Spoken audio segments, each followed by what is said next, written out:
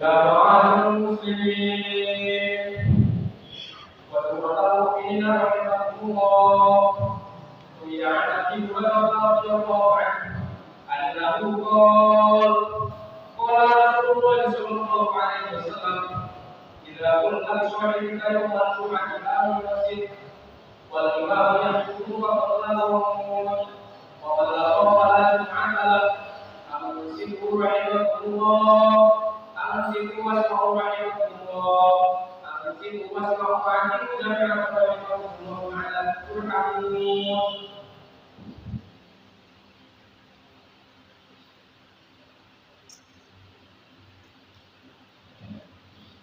اللهم صل على محمد اللهم صل على سيدنا محمد اللهم صل على سيدنا ومولانا محمد اللهم قوم الاسلام والايمان والمسلمين والمسلمات والمؤمنين والمؤمنات الاحياء منهم والاموات وانصرهم على معين الدين رب اغفر لنا من الخير ويا خير الناصرين برحمتك يا ارحم الراحمين.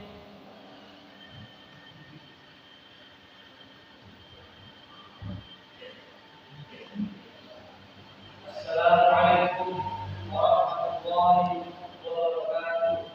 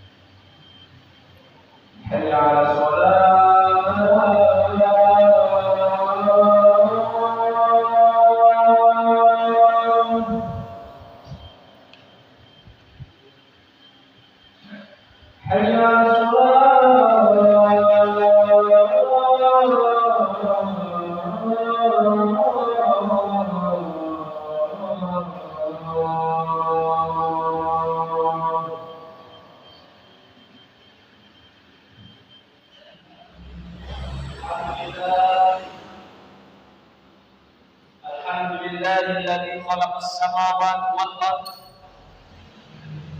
وجعل الظلمات والنور ثم الذين كفروا بربهم يعدلون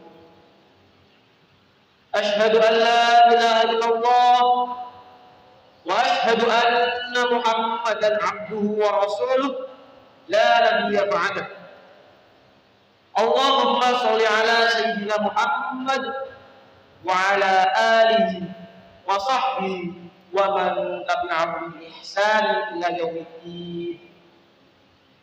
ويا عباد الله أوصيكم وإياكم بتقوى الله فقد فاز المتقون.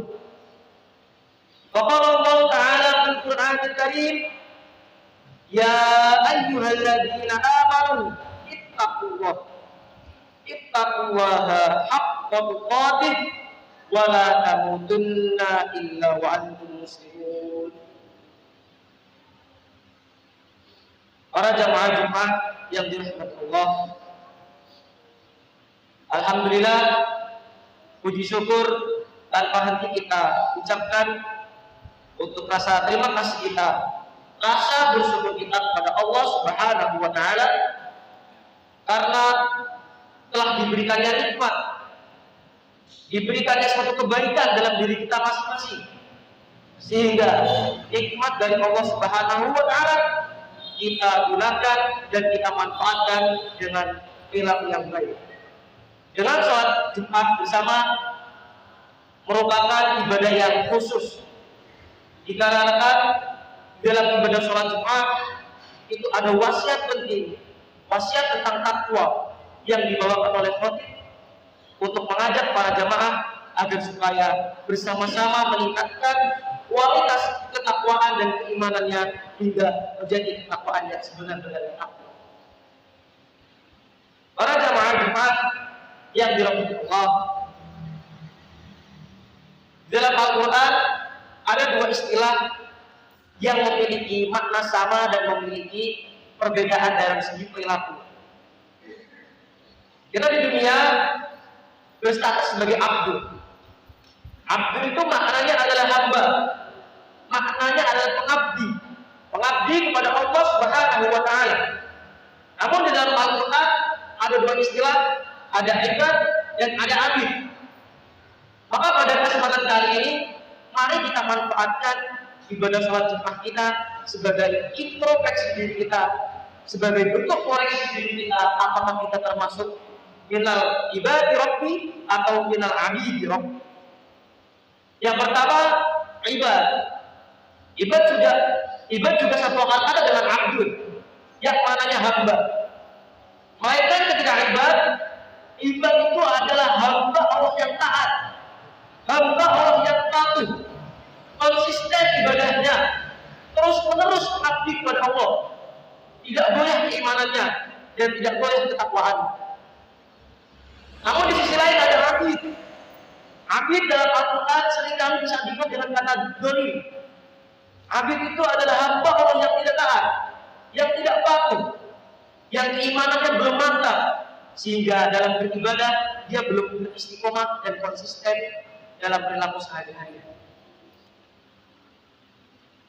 Para jamaah Jumat yang dirahmati Allah, di dalam Al-Quran disebutkan ibadur rahman, dan juga kita tidak asing mendengarkan kata ibadallah karena seringkali diucapkan saat khutbah Jumat.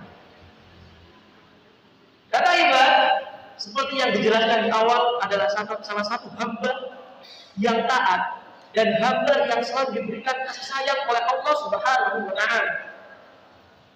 Siapakah ibadur rahman? Siapakah hamba yang taat? Hamba yang taat adalah alladzina yamshuna 'alal ardi hauna. Ibad dalam kehidupan sehari-harinya pada siang hari yamshuna 'alal ardi hauna. Ibad itu beraktivitas dalam kehidupan sehari-harinya, bersosialisasi, bertetangga, berumah tangga, mencari nafkah, bahkan bertetangga itu dalam keadaan hauna, dalam keadaan rendah hati, hina. Hina yang dimaksud ialah bukan hina di mata Allah, melainkan kita hina di mata manusia dikarenakan kerendahan kita, ketundukan kita.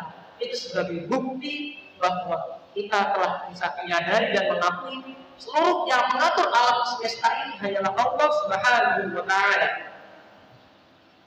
Dan tidak ada lagi tempat untuk bergantung kita. Tidak ada lagi tempat yang dijadikan sebagai bentuk kita, pengabdian kita, dan juga salah satu bentuk laporan kita atas penyesalan atau masalah-masalah yang kita timpa, kecuali kepada Allah Subhanahu wa taala. Maka dapat kita sebutkan alladzina yamshuna 'alal ardi hauna itu merupakan bentuk interaksi seorang hamba dalam kehidupan sehari-harinya sesama manusia. Para jemaah Jumat yang dirahmati Allah, tidak hanya itu, kita juga dalam berkomunikasi, dalam berbincang-bincang, berkumpul dengan siapapun. Wa idza qatabahumul jahiluna qalu salam. Ibad ketika sedang berdiskusi, bertemu dengan segala manusia, seorang ibad itu tidak akan menyombongkan dirinya. Dia tidak memiliki suatu ego.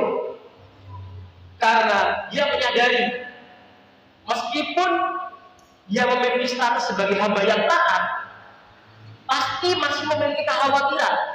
Karena yang memiliki kehendak, yang memiliki keputusan kita di neraka maupun di surga itu hanyalah Allah Subhanahu wa Ta'ala. Yang diajak berbicara kali ini adalah al-jahilun, orang bodoh, orang yang maksiat, orang yang tidak konsisten agamanya. Seorang ibad ketika berbicara, meskipun dengan orang yang tidak mengetahui ilmu, orang yang tidak memiliki bekal dalam kehidupan sehari-harinya, tidak memiliki ilmu spiritual ataupun maksiat, seorang ibad tetap menguatkan egonya. Ibad tetap memiliki sifat guna.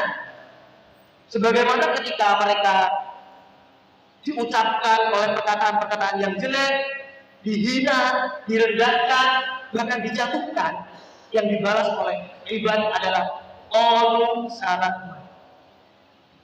Apa yang mereka ucapkan? Mereka mengucapkan salam. Salam itu bukan berarti kita mengucapkan assalamualaikum saja. Melainkan dengan salam itu juga sebagai bentuk doa kita agar supaya orang yang kita ajak berbicara selalu mendapatkan keselamatan, rahmat dan hidayah dari Allah Subhanahu wa Ta'ala. Para jemaah-jemaah yang dirahmati Allah, kalau yang pertama tadi kita membahas sifat dan perilaku ibad dalam kehidupan siang harinya kepada seluruh manusia dalam bersosial. Ada yang lebih khusus, ciri seorang hamba yang taat, ciri hamba yang disayang Allah. Dan ciri yang terakhir ini merupakan ciri yang sangat spesial, karena dalam ciri ini dijelaskan upayanya, perilaku yang harus dilakukan itu sangat berat. Walladzina yabituna rabbihim sujjadan wa qiyamah.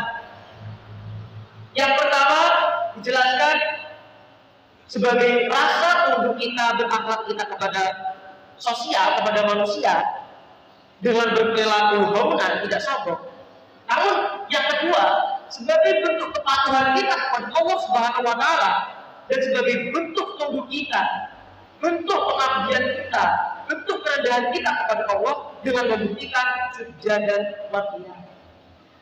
Ibad pada malam hari meluangkan waktunya untuk melakukan suatu ritual yang khusus kepada Allah, menyembah dan beribadah, meminta kepadanya. Namun yang sulit, malam hari itu kita seringkali memahami sebagai bentuk waktu istirahat manusia untuk mengisi energi disiapkan untuk di siang harinya saat kita beraktivitas, saat kita bekerja, saat kita mencari nafkah. Tetapi seorang ibad memaknai malam hari di sepertiga malam itu dia manfaatkan dengan menyembah, dengan mengabdi, mendekatkan diri kepada Allah Subhanahu wa Ta'ala. Atau bisa kita pahami dengan sholat tahajud. Sholat tahajud itu berakar kata hajada yang maknanya bangun itu. Yang berat itu adalah malam harinya. Bagaimana kita bisa mampu melawan nafsu kita saat kita sedang nyaman tidur, saat kita sedang nikmat beristirahat, apakah kita bisa mampu melawannya untuk meluangkan waktu dalam beribadah kepada Allah Subhanahu wa Ta'ala. Para jemaah-jemaah yang dirahmati Allah, kemudian di ciri terakhir itu ada kata sujjadan wa qiyam, sujud dan qiyam, berdiri. Dalam agama kita, khususnya ibadah sholat, agama Islam, simbol dari sholat itu adalah sujud. Sujud itu merupakan gerakan menempelkan dahi kita serendah-rendahnya untuk ditempelkan kepada tanah. Kalau kita pahami secara umum, kepala itu adalah salah satu organ tubuh yang sangat mulia. Apabila ada teman kita yang sembarangan menepuk kepala kita, pasti kita akan tersinggung. Tapi ketika berurusan dengan Allah Subhanahu wa Ta'ala, organ yang paling mulia itu dijadikan sebagai simbol ketundukan kita, kepatuhan kita kepada Allah Subhanahu wa Ta'ala.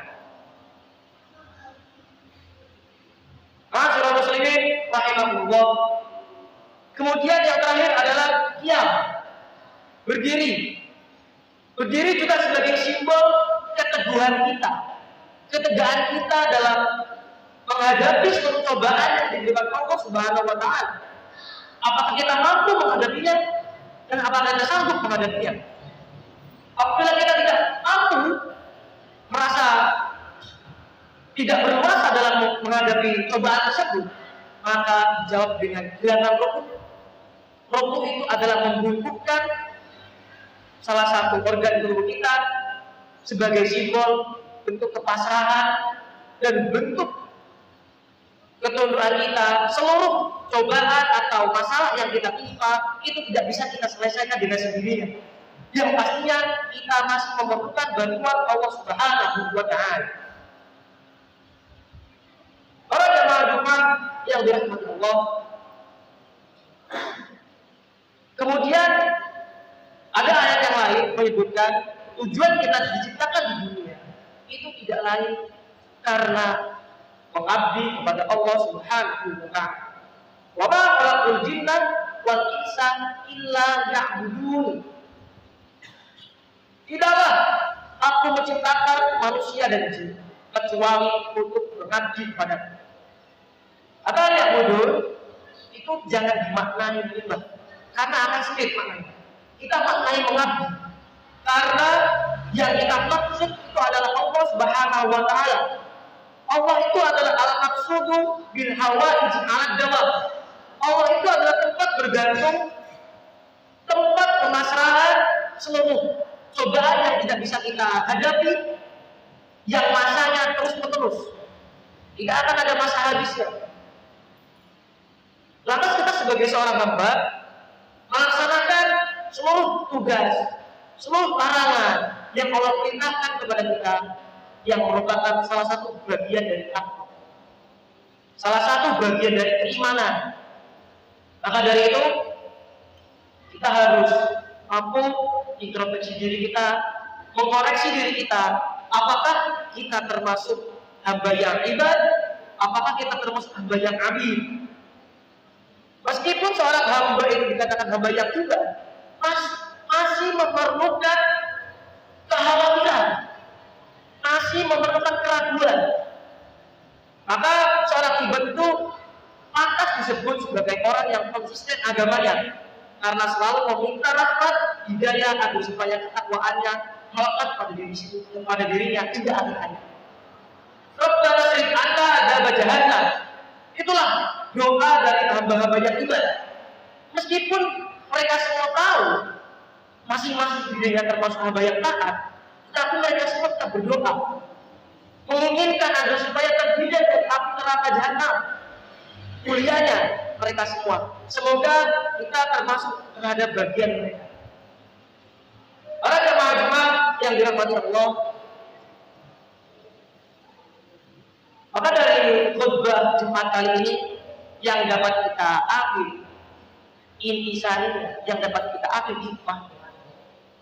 Mari dengan kesempatan atau momentum pada ibadah yang khusus atau minggu sekali itu dijadikan bahan refleksi diri kita, bahan introspeksi diri kita, sejauh mana keimanan kita, sejauh mana ketakwaan kita, yang sehingga ketika keimanan kita sudah mantap, ketakwaan sudah kuat dan kokoh, itu akan berpengaruh kepada perilaku dan sikap kita di sana. Semoga di antara kita semua selalu mendapatkan kasih sayang Allah, hidayah Allah, dan selalu ditempatkan sisinya Allah Subhanahu wa taala. Wal 'ashr innal insana lafi khusr illa alladziina aamanu wa 'amilus shalihati wa tawassaw bil haqqi wa tawassaw bis sabr. Barakallahu li wa lakum fil Qur'anil karim wa nafa'ani wa iyyakum bima fihi minal ayati wa dzikril hakim wa taqabbala minni wa minkum tilawatahu innahu huwal ghafurur rahim. Allahumma shalli ala sayyidina wa maulana Muhammad.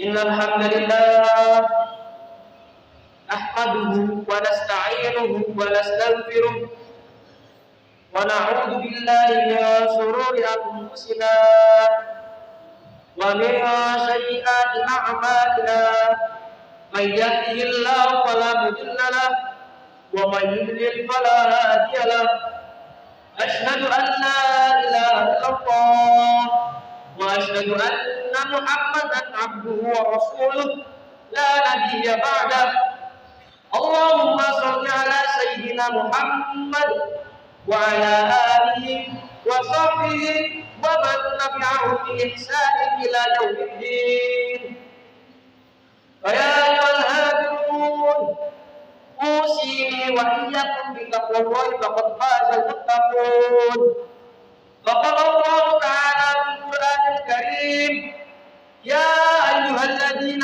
آمنوا اتقوا الله وقولوا قولا سديدا يصلح لكم أعمالكم ويغفر لكم ذنوبكم ومن يطع الله ورسوله فقد فاز. اللهم صل على محمد وعلى آل سيدنا محمد كما صليت على سيدنا إبراهيم وعلى آل سيدنا إبراهيم وبارك على سيدنا محمد وعلى آل سيدنا محمد كما باركت على سيدنا إبراهيم وعلى آل سيدنا إبراهيم في العالمين إنك حميد مجيد.